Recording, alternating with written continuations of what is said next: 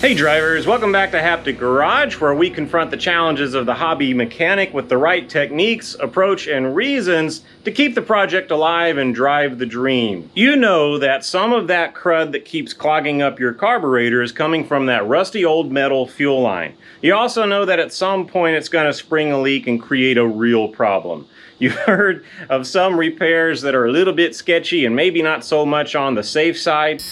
But what if you could replace that old metal fuel line with a brand new stainless steel fuel line in the stock location using the original stock factory clips without cutting the tunnel?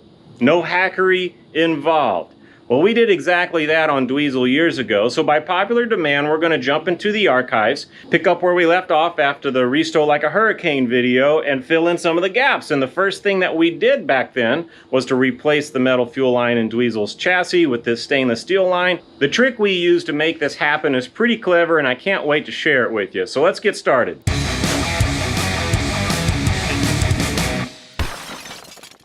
And now, I'm looking at this fuel line. I got its grommets removed here, and I believe I have it free. So I wanted to show what that involved. I have only found 2 clippy clips on my fuel line. I did some research on this, and I think some people find 3, but I've only found 2. I found one here. That was kind of the booger, but not too bad. To get open, getting it closed again is going to be another deal, but I did get it open. Let's just look at that first. So looking through the handbrake opening, that's the clip right there. I used a screwdriver through the opening and pounded on the bottom part of it here until it opened up. And then came over here to this side and pried it open a little bit over there. Probably can't see it, but the fuel line is directly below this clutch tube here. The clutch tube is secured here to the tunnel, and then the fuel line was secured to the clutch tube with this clip that had to be opened up. I believe it is tack welded to the clutch tube on the top, because that part, with a lot of banging and prying, has not moved. So it just wraps around the clutch tube, being anchored in that spot where the tack weld must be on the top. The one that was easy was up front here, just a little clip, a long screwdriver going through here did the trick. Let's see if we can get a look at that. There it is. So shoving the screwdriver in like this opened up the clip just enough that the line will slide through there without any problem. So where do I go from here? What I would like to do is feed the new line in attached to the old line, if at all possible. Don't know how I'm going to do that, but that's what I would like. So I would probably feed it in from the rear, so I'd be pulling the fuel line out the front. So the new fuel line would come all the way out the inspection hole in the frame head, and then I would bend it up so it would come out the top here, and then pull it back in from the rear. So I would be feeding the line in too far so that I could do that bend and then pull it back. Other than that, there's no other critical bends in the line. It just kind of snakes its way through the tunnel and then comes out here with this little graceful bend upward. And that, of course, can be done after the fact. We'll see. Day 12 of the project. So I've got my idea. I'm going to tap this. This is a 5mm tap. So it gave me a good snug fit in here. The line in the chassis is a touch smaller, this being a metric line, so it's definitely a good fit here. And I'll take this bolt and cut it and dress the threads a little bit. So this is just a stud at that point that I'll thread into here and thread into the other line, and that'll allow me to pull this new line into place as I remove the old line, or at least that's the plan. Hopefully this will hold and get the line through. I removed the grommets. That wasn't too bad. One of them was totally dry. I think this one wasn't in horrible shape, but ready to be replaced. I think what I'll need to do first before I somehow get this through the front is get access to the front. So temporarily I need to take this out of the way. Okay, so here we go, day 12.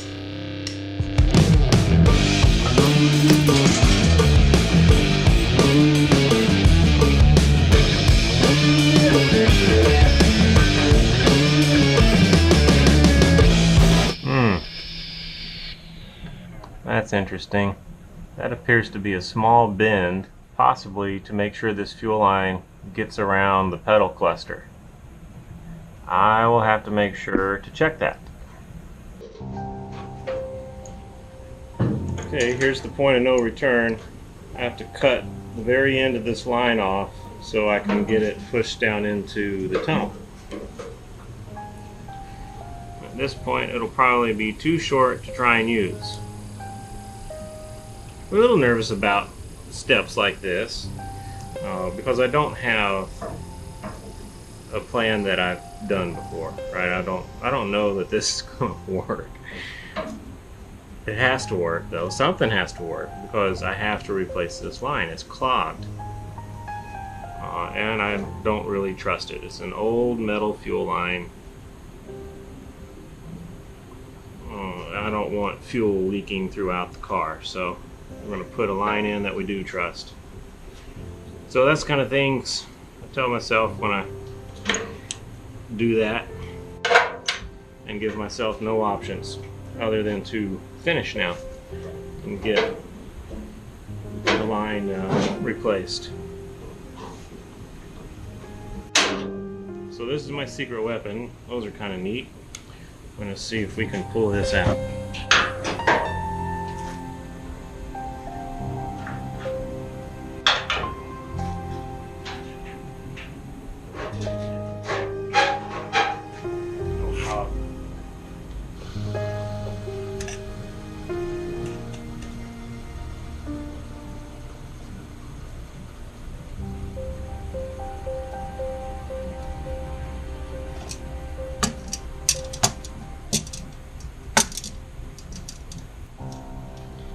So when you tap, you go a little bit, feel it bite and dig into the metal, and then you back up a little bit and that breaks the chip off.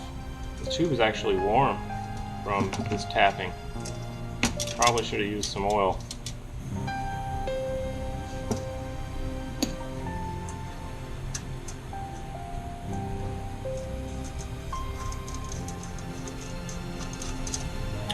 I need to cut this.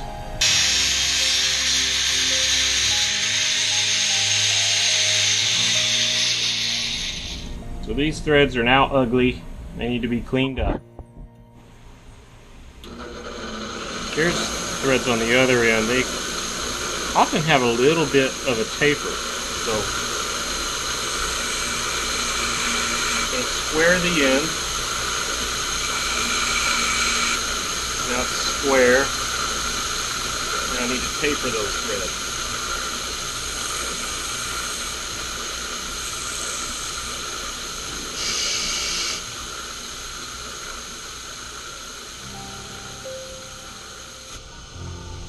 Test it out.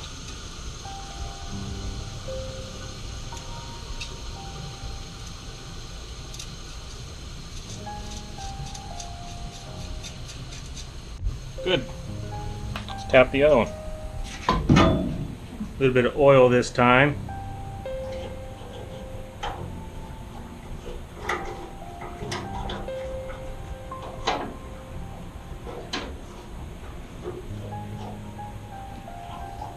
Okay.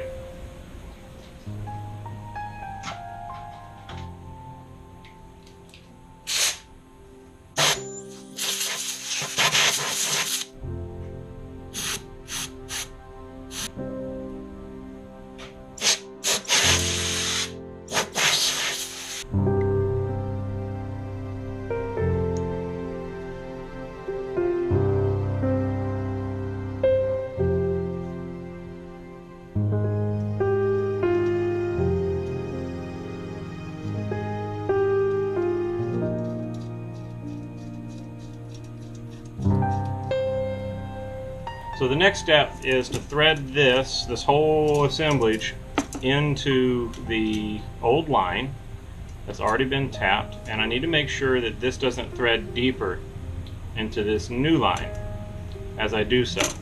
I want to get this full length of thread into the old line. Now once I've done that, I'll straighten this tube out.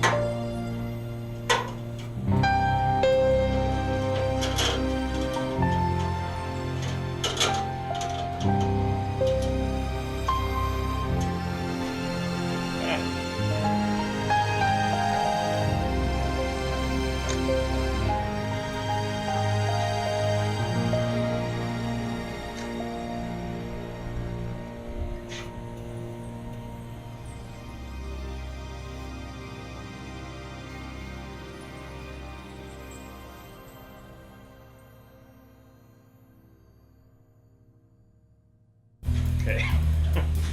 Let's see what it's snagging on. Look at that. Look, there's an internal piece here.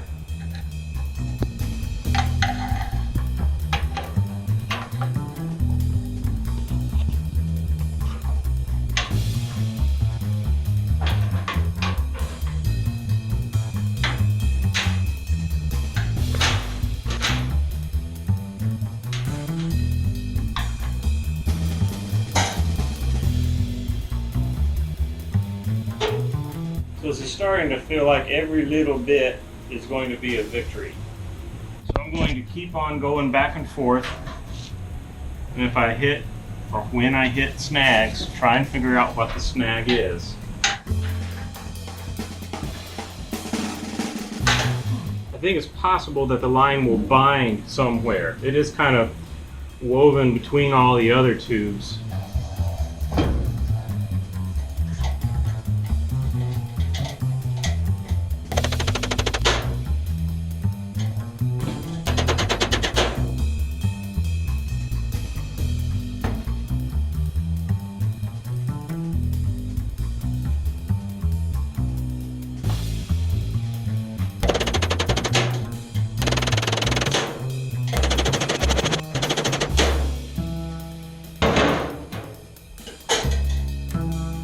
So that got me a 1/2 inch. Okay, it's binding on something, and I feel like I have to figure out what, so I can clear it or deal with it or something. If I'm too rough on it, I'm going to separate the joint or bend something. So I need to figure out what it's binding on. Okay, so with some finagling, I got it to move a couple of inches all at once. I think it's binding in that clip. Well, clearly it's binding in that clip. So I've got my right hand on the fuel line inside, in front of that clip. Uh-oh. I've bent things up. That's going to cause me problems.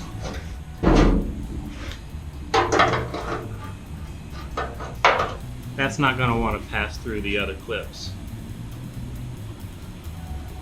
So I got to straighten that out.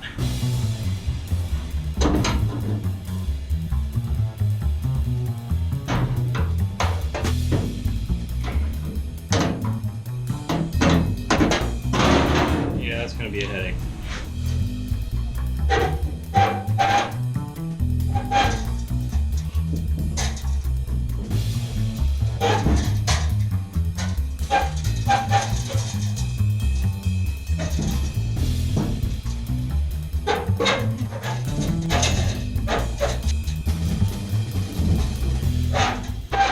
Hey, there we go.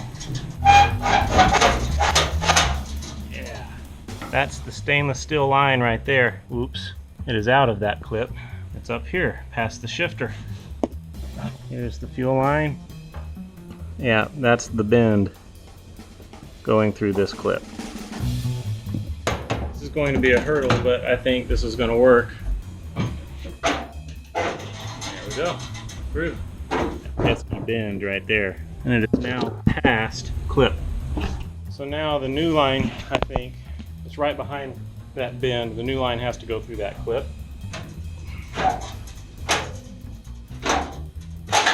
There we go. There's the new line right there. Ta-da! The new line is through. Yay! Okay. So I've got to get the new line back into that clip in the middle. Now before I bother with that, I think I want to be done moving the line around. So I need to bend the front here in such a way that I can get it to come out and poke it up through this hole here. So let's see about that.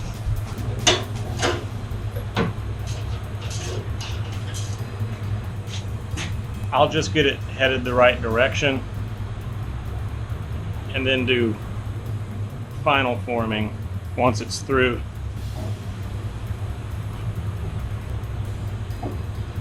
Yeah, if I bend it too much, I won't be able to get it back in, back in the hole. And so I don't want to go too far. It's now right here. I need it right here.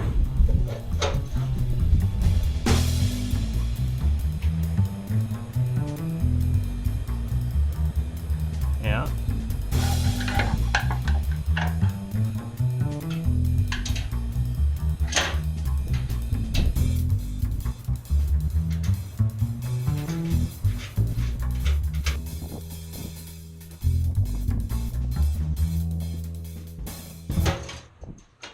I'm continuing this bend, which I'll drop down into the tunnel. I can straighten this out. I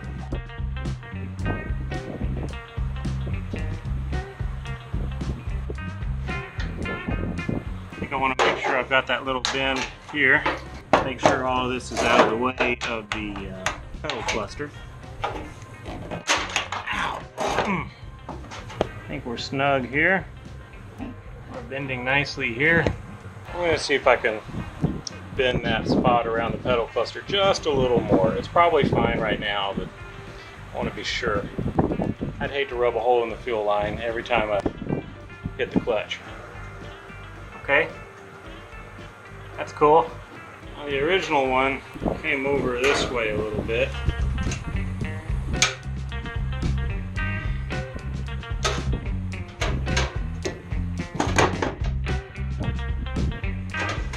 Now the original line, I don't know, came up to here or so. I'm going to leave myself some extra. All I need to do is cut off the threads here.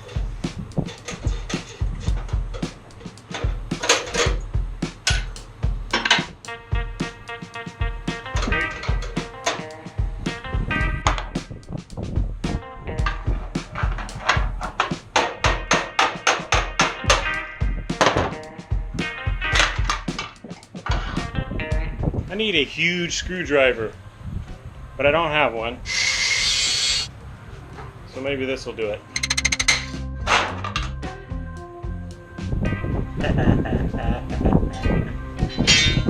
Now we're talking.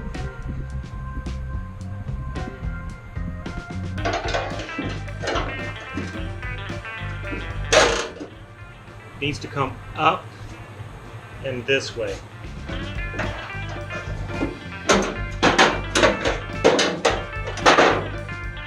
I don't think that's going to hold it. I think it'll pop out. So I got to figure out a way to crimp it at least a little bit.